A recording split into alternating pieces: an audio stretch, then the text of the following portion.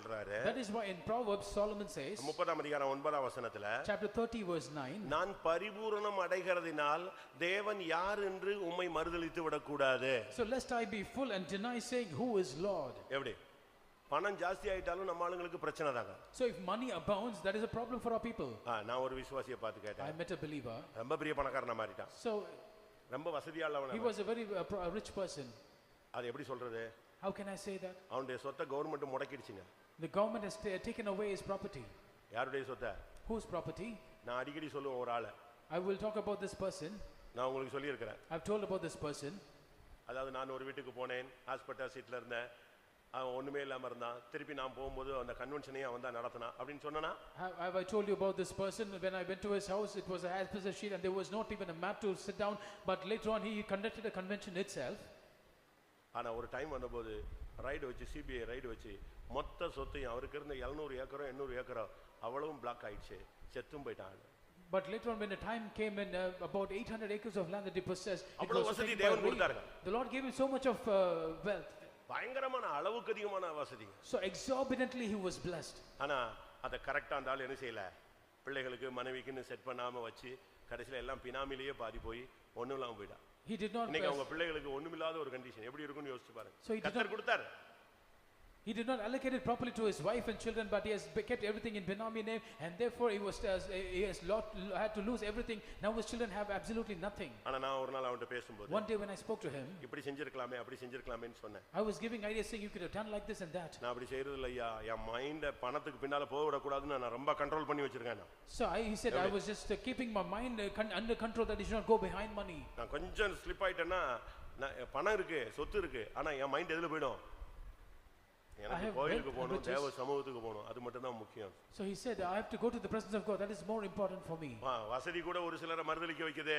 So even riches and wealth makes a person deny. அப்படி எத்தனை பேர் வேலை கிடைச்ச உடனே கல்யாணம் கட்டின உடனே இப்படி எல்லாம் போனவங்க எல்லாம் நீங்க பைபிள்ல சபைக்குள்ள எத்தனை பேர் பார்க்கலாங்க. நானே சொல்லுவேன். So you can find so many examples, even I can talk about those people who have got employment as well as marriage and they departed from the church. பைபிள்ல சொல்லி இருக்கு. What does the Bible say? ஒருத்தனுக்கு கல்யாணம் ஆயிடுச்சு. A person got married. ஒருத்தனுக்கு நிலம் வாங்கிட்டான். One person purchased land. ஒருத்தனுக்கு மாடு வாங்கிட்டான். A person purchased an ox. இப்போ அவனை கூப்பிட்டா என்ன சொன்னா? Now when they called, what they said? சொல்லுங்க நம்ம ஆளுங்களே. What did they say? கல்யாணம் கட்டினவனை கூப்பிட்டாங்க, விருந்துக்கு வாப்பா. அவன் என்ன சொன்னா?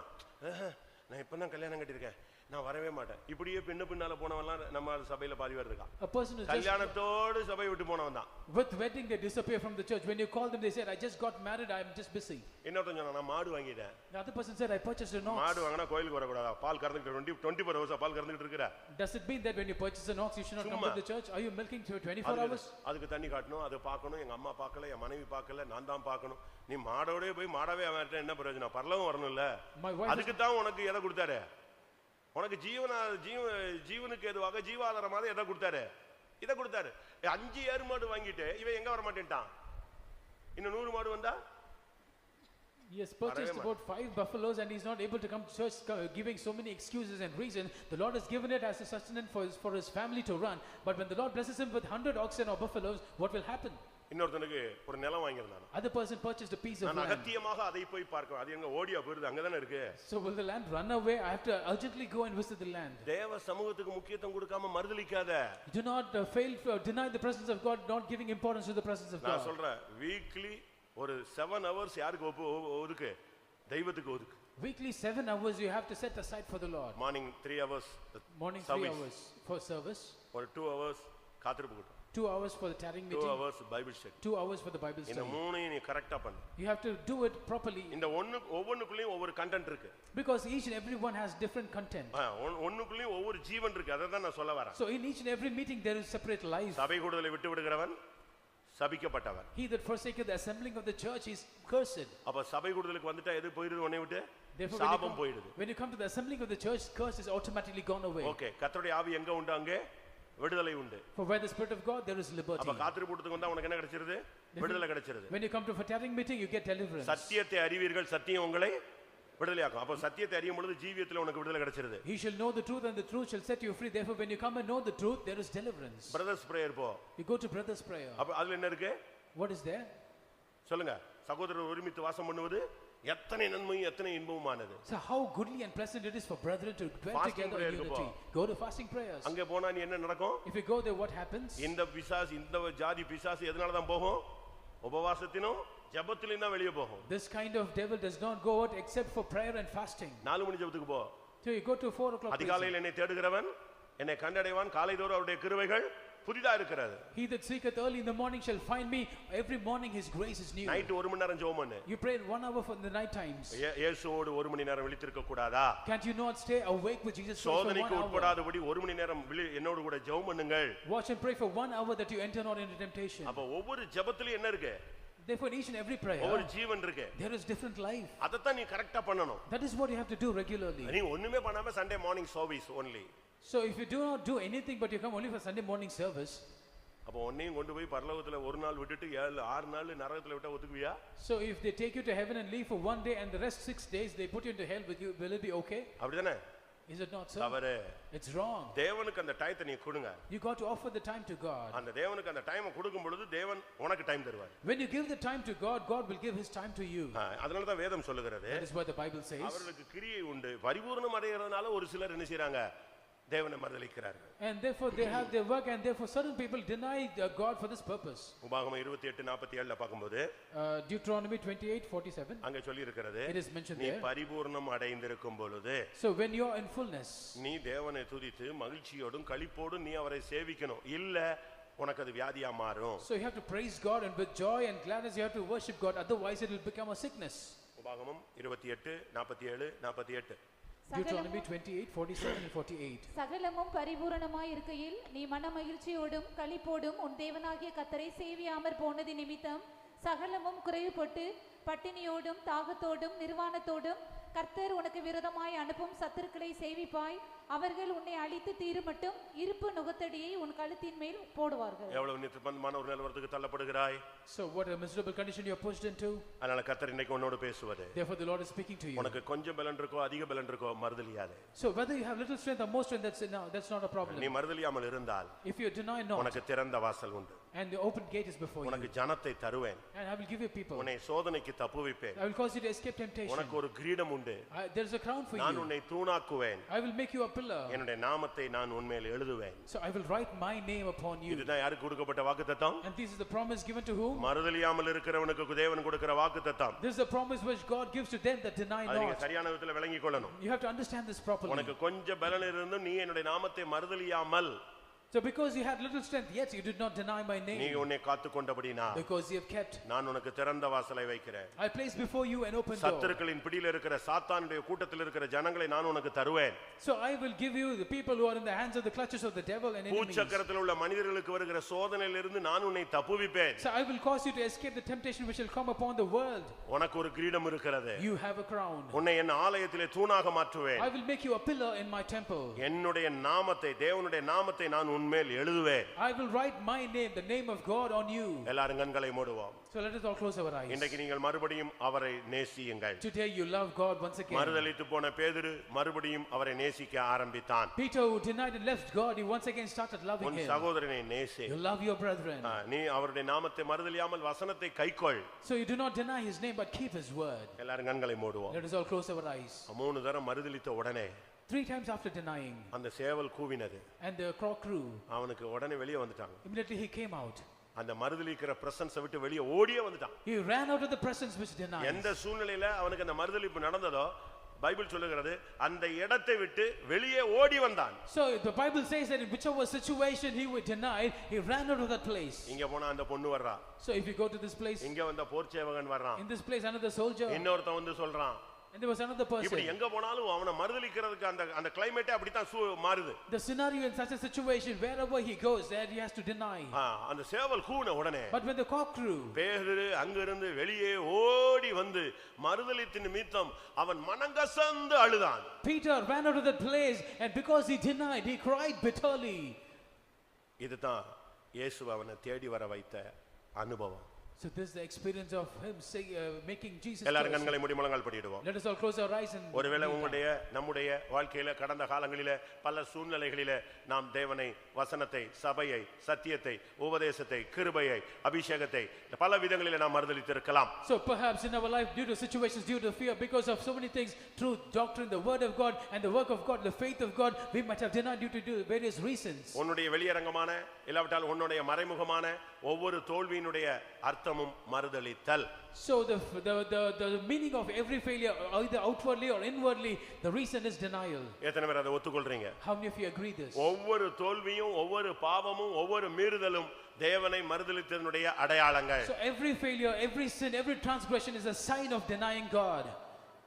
நான் எனக்கு ஏவுதல் என்ன கிடைக்கு தெரியுமா? So do you know what I get? 3 தடவை மறுதலித்த உடனே யாரு கூவுனது? So 3 times after denial, who grew? நான் சொல்றேன், இப்ப சேவல் கூவிக்கிட்டு இருக்குன்னு சொல்றேன். நான் ஒரு மணி நேரமா இந்த சேவல் கூவிக்கிட்டே இருக்கு. So for about 1.5 hours the cock was crowing now. மணிக்கணக்கா கூவிக்கிட்டு இருக்கு. For hours together. நீ மறுதலித்த சூழ்நிலையை விட்டு வெளியே வா. You come out of the situation where you denied. ஒரு வசனம். One word. அப்படி முழங்கால்ல இருங்க. Just kneel down. மத்தேயு 26:75. Matthew 26:25. அங்க என்ன சொல்லப்பட்டிருக்கிறது? What is mentioned there? அவன் வெளியே வந்தான். He came out. அப்படினா என்ன அர்த்தம்? What does it mean? அந்த சூழ்நிலைக்குள்ளே கடந்தேனா நீ அங்க இருந்து மறுதலிச்சிட்டே தான் இருப்ப. So if you stay in the same situation, you will stay in the same condition. அதே பெண் வருவா. அதே பெண் வருவாள். The same damsel will come. நீ அவனோடு இருந்தாய். And you are with him. இன்னொருத்தன் வருவான், நீ இவனோடு இருந்தாய். Another person will come and say you are with him. இன்னொருத்தன் வருவான், உன் பேச்சு அப்படியே இருக்குது. Another person will say your language is similar. நீ அதுல இருக்கிற வரைக்கும் மறுதலித்து நீ அதிலேயே அழிந்து போய்டுவ. As long as you stay in the same place, you will keep on denying and you will die and perish. இப்ப வேதம் என்ன சொல்கிறது? But now what the word of God say? அப்பொழுது பேதுரு சேவல் கூவுகிறதற்கு முன்னே நீ என்னை 3 தடவை மறுதலிப்பாய் என்று இயேசு தன்னிடத்தில் சொன்ன வசனத்தை நினைத்துக்கொண்டு வெளியே போய் மனங்கசந்து அழுதான். எங்க இருந்து வெளியே வந்துட்டான்? So where he has come? மறுதலிக்கிற சூழ்நிலையிலே அந்த இடத்தை, அந்த சர்க்கம்ஸ்டான்சஸ் விட்டு வெளியே வந்துட்டான். So he came out of the environment from where he denied God. அந்த இடத்துல நீ இருக்கிற வரைக்கும் மறுதலிச்சிட்டு தான் இருப்ப. As long as you stay in that place, you will keep on denying. விடு அந்த ஃப்ரெண்ட்ஷிப்பை விடு. You leave the friendship. நீ ஒரு இடத்துல மீட் பண்றியா, அந்த இடத்தை இனிமே அந்த இடத்துக்கு போகாத. The place where you meet, do not go to the place again. தேவ சித்தமில்லாத இடத்துல நீ நிக்கும் பொழுதும், தேவ சித்தமில்லாத இடத்தோடு நீ மனிதர்களோடு சேரும் பொழுது, தேவ சித்தமில்லாத இடங்கள்ல நீ உட்காரும் பொழுது தான் இந்த மறுதலித்தல் வருகிறது. The place where which is not the will of God, where you stand, where you sit and where you meet people, that is where the denial comes. நீ மறுதலிக்கிற அந்த சூழ்நிலையை விட்டு வெளியே வா. You come out of the situation whereby you deny. இன்னைக்கு தேவனுடைய சமூகத்துல அழு. Today you cry in the presence of God. ஆண்டவரே, நான் உம்மை மறுதலித்து விட்டேன். Lord, I had denied you. உம்மை சபித்து விட்டேன். Lord, I cursed you. உங்களை தெரியாதுன்னு நான் சத்தியம் பண்ணிட்டேன் ஆண்டவரே. Lord, I swear saying I do not know you. எவ்வளவு பெரிய துரோகம். What a treachery. ஒரு பச்சை துரோகியா நான் மாறி போயிட்டேன். Lord, I have become a traitor, Lord. என்னை நீ மன்னியும்னு கேளு. Please pardon me, you ask him. இனிமேல் நான் உம்மை நேசிப்பேன் சொல்லு. You say going forward I will love you. இன்னைக்கு இந்த வசனத்தை நீ இந்த கேட்டுக்கொண்டிருக்கும் பொழுது, today as you hearken to these words, உனக்கு கொஞ்சம் பலனை கர்த்தர் தர போகிறார். the Lord is going to give you a little strength. அந்த கொஞ்சம் பலன் கூட இல்லாதனால தான் நீ மறுதலிச்சிட்ட. And because you didn't have the little strength also you denied. இனிமேல் going நீ forward, ஒருபோதும் மறுதலியாது இருக்கிற அந்த கொஞ்சம் பலன் இப்போ இந்த அபிஷேகத்துல உனக்குள்ள வரப்போகுது. by now this anointing, a little strength is going to come into you whereby you will never deny again. நான் ஒரு கேள்வி கேட்கிறேன். I'll ask you a question. ஆண்டவர் அந்த கொஞ்சம் பலன் அந்த பிலதெல்பியா சபைக்கு கொடுத்த அந்த கொஞ்சம் பலனை இன்னைக்கு எனக்கு தந்தா, நான் சாகுற வரைக்கும் இனிமேல் தெய்வத்தை மறுதலிக்க மாட்டேன்னு சொல்றவங்க உங்களுடைய கைகளை உயர்த்துங்கள். And those who say that the Lord, the little strength which the Lord had given to Philadelphia, if he would give it today to me until the death, until my last strength, I will not deny God. Please raise your hands. அந்த Philadelphia சபைங்கிறது ஒரு மனிதன் அல்ல. The Philadelphia church is not one person. அங்க ஒரு பெரும் கூட்டம் ஜனங்கள் இருந்தார்கள். There was a large multitude of people. அந்த எல்லா ஜனத்துக்கும் அந்த கொஞ்சம் பலன் இருந்தது. But all the people had the little strength. அந்த கொஞ்சம் பலத்திலையும் கர்த்தரை மறுதலிக்காம நின்றார்கள். And with the little strength they stood firm for God, not denying it. ஆண்டவரே, Lord, அந்த பிலதெல்பியா சபைக்கு கொடுத்த அந்த கொஞ்சம் பலனை எங்க குணவட்ட சபைக்கு கொடுங்க ஆண்டவரே. Lord, the little strength which you gave to Philadelphia church, please give it to our Konavatam church. எனக்கு தாங்க ஆண்டவரே. Lord, please give it to me. என் மனைவிக்கு, என் புருஷனுக்கு, என் பிள்ளைகளுக்கு தாங்க ஆண்டவரே. Give to my wife, my husband, my children, Lord. அந்த கொஞ்சம் பலனை எங்க ஊழியக்காரங்களுக்கு தாங்க. Lord, give the little strength to our workers. எங்க சபையில வர்ற புதிய ஆத்துமாக்களுக்கு தாங்க. Give that to our new souls to our church. எங்க சபையில உள்ள வாலிப பையங்களுக்கு, பிள்ளைகளுக்கு தாங்க. தாங்க. Give that little strength to our young brothers and sisters in the church. பின்மாற்றத்திலும் தோற்று போயும் விரக்தி அடைந்து கிடக்கிற என் சபை ஜனங்களுக்கு இந்த கொஞ்ச பலனை தாங்க. People who are in backsliding or in wretched condition and in weariness, give them the little strength, Lord. இப்பொழுது கொஞ்ச பலன் கிடைக்கிற ஒரு நேரம். Now with the time we have to receive the little strength. ஆனா நீ எடுத்த முடிவுல நிக்கணும். And you have to stand from the end. அந்த கொஞ்ச பலன் தாங்க ஆண்டவரே. Lord, give me that strength. நான் ஒருபோதும் உம்மை மறுதலிக்க மாட்டேன். Lord, never will I deny you. இன்னைக்கு கர்த்தர் ஒரு அபிஷேகம் தர போகிறார். The Lord is going to grant you an anointing today. அந்த அபிஷேகத்துல அந்த கொஞ்ச பலன் உனக்கு இப்ப உள்ள வர போகுது. In that anointing, the little strength is going to come into you. Hallelujah, hallelujah, hallelujah, hallelujah, hallelujah, hallelujah. Amen. நீங்க மறுதலித்ததை உணர்ந்தீர்கள். You realize that you have denied. அதோட நீங்க போயிட கூடாது. You should not go. இன்னும் மறுதலிக்காம இருக்கிறதுக்குரிய அந்த gift-ஐ நீங்க பெற்றுக்கொள்ளணும். You should receive the gift that you will not deny going forward. அதுதான் இந்த பிரசங்கத்தினுடைய நோக்கமே. That is the purpose, intention of this message. நீங்க தோற்று போயிட்டீங்க அப்படினு உங்களுடைய நிலவரத்தை உணர்த்துகிறது முக்கியமல்ல. It is not important that you should be convicted and condemned of your state that you have denied. இனிமேல் இந்த சூழ்நிலை வந்தா நீ ஜெயிக்கணும். அதுக்குரிய கிருபையோட தான் உன்னை வீட்டுக்கு அனுப்பணும். Once again, if the similar situation comes, you should overcome. You should go back with that grace to overcome. எத்தனை பேருக்கு அந்த கிருபை வேணும்? How many of you want this? ஒருபோதும் மறுதலியாத கிருபை. Lord, give me the grace that I will never deny again. நீயும் மறுதலிக்க மாட்ட. You will not deny. உன் சந்ததியும் தெய்வத்தை மறுதலிக்காத. Your progeny will not deny God again. அப்படிப்பட்ட ஒரு அபிஷேகத்தோடு நீங்கள் திரும்பி போங்க. You have to receive such a kind of anointing and go back. ஒரு 2 நிமிடம். 2 minutes. முழங்கால் போட்டு ஆண்டவரே ஒருபோதும் உம்மை மறுதலியாத அபிஷேகம் தாரும். Kneel down and say, Lord, give me an anointing that I will not deny again. எந்த சூழ்நிலையிலும் நான் மறுதலிக்க கூடாது. In no situation should I deny God.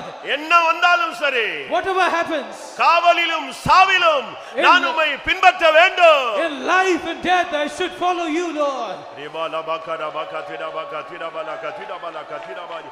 Amen. Hallelujah.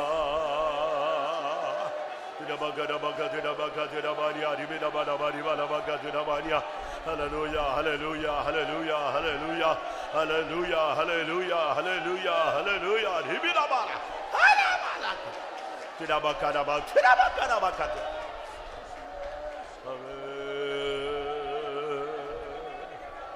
Hallelujah. Hallelujah.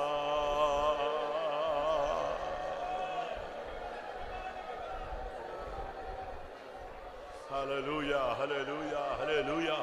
Amen, amen, amen, amen, amen, amen. Hallelujah, hallelujah. Amen. இன்றைக்கு நீ நல்ல ஒலிவ மரத்தில் ஒட்ட வைக்கப்படுகிறாய். Today you are grafted in a good olive tree. எத்தனை பேர் விசுவாசிக்கிறீங்க? How many of you believe that?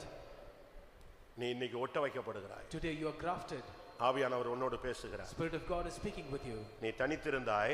You are staying alone. அதனால உன்னுடைய ஜீவன் உனக்குள்ள இருந்து வேலை செய்து நீ தோற்று போனாய். That is why the life within you was working, but yet you உன்னை இந்த காலை வேளையில இந்த 12:10க்கு கிறிஸ்துவோடு ஒட்ட வைக்கிறார். This morning around 12:10 p.m. the Lord is grafting you with Christ Jesus. இனி கிறிஸ்துவின் ஜீவனுக்கும் சாரத்துக்கும் நீ பங்காளியாய் மாறுகிறாய். So you are going forward the life of Christ and the power of Christ will work in you. Tidabakari bikara tidabalakara bakatira balakatira.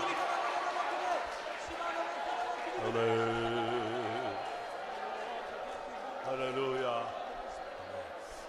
நானல்ல நீரே தெரிந்தெடுத்தீரே என்னையும் உந்தன் அன்பினால். நானல்ல நீரே தெரிந்தெடுத்தீரே என்னையும் உந்தன் அன்பினால்.